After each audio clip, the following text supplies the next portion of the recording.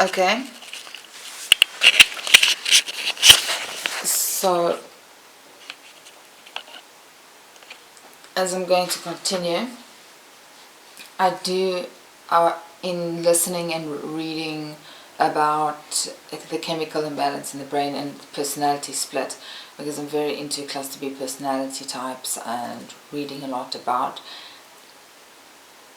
borderline personality disorder, narcissistic personality disorder, avoidant personality disorder. But because I've had friends in my life influence me, and it's just got me thinking, how do I understand this? Because I don't have the kind of depression that they're talking about, the kind of highs and lows. I'm a very emotional person, which has also got me led to reading and listening to YouTube videos on why this bothers me, having a look at friends who have personality splits or severe anxiety, and understanding why it bothers me, like why I feel the need to understand it, but also understanding what happens in the brain, because I don't have that, so I don't need the medication as such. But also seeing how religion for me has influenced my anxiety and has influenced my depression.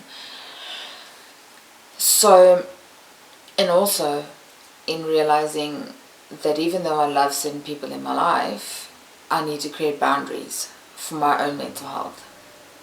I need to do certain rituals every day for my own mental health. Like, I do need to exercise, I do need fresh air, I do need the mountains. And if I don't do that, and I do need to do a diary, and if I don't do that, my emotions bottle up.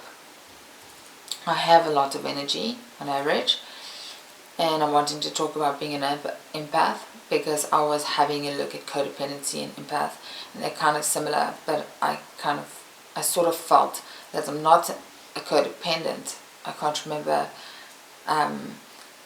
not being able to see a difference between me and somebody else, or serving but not knowing the boundary of I'm crossing my own threshold of I need time out.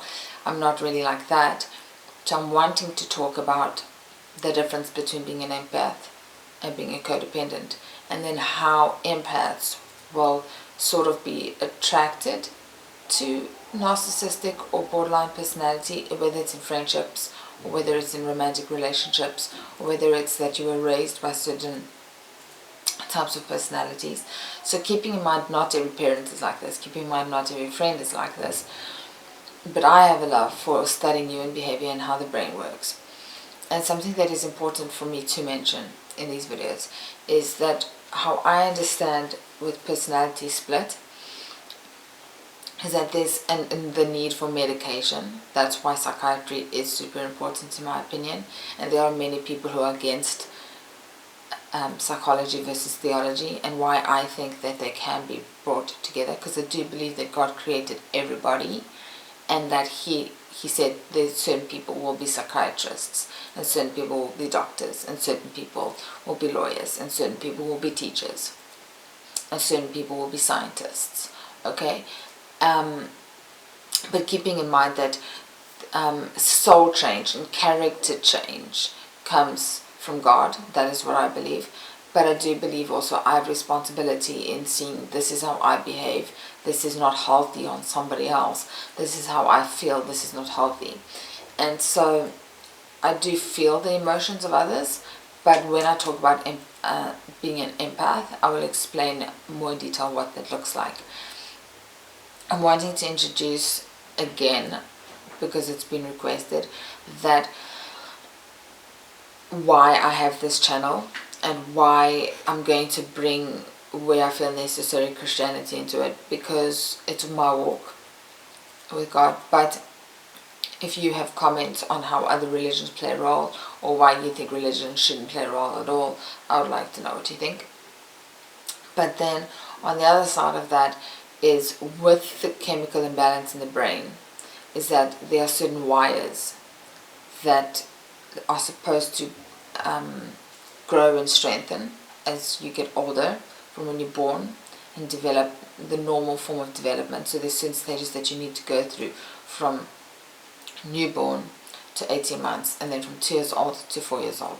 And if there's abuse, or if there's even trauma where it's not even somebody necessarily abusing you emotionally, but they're loud and you're a sensitive person, and that triggers some sort of anxiety within you, it's usually from a primary caregiver, but it can be if you're put into preschool way too young because your parents need to go back to work, and that kind of creates a slight bit of trauma for the kid.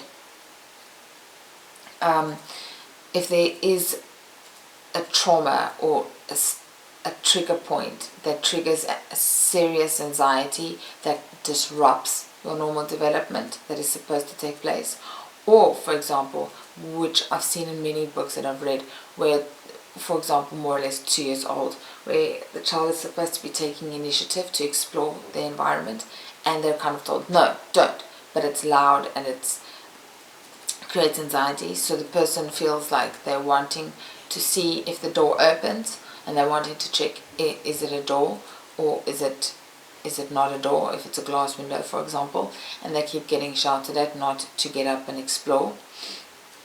For whatever reason, the primary teacher is doing that, or the parents doing that, or a sibling is doing that. Maybe it is to protect, and maybe it's just because whatever. The child will feel bad for exploring, and it creates guilt and creates insecurity and creates confusion, because it is normal for a child to explore, because they go from exploring with the mouth to exploring with their hands and figuring out how things work, and it's part of natural development. Now if that is hindered, it can create trauma and it can activate anxiety. And the thing with that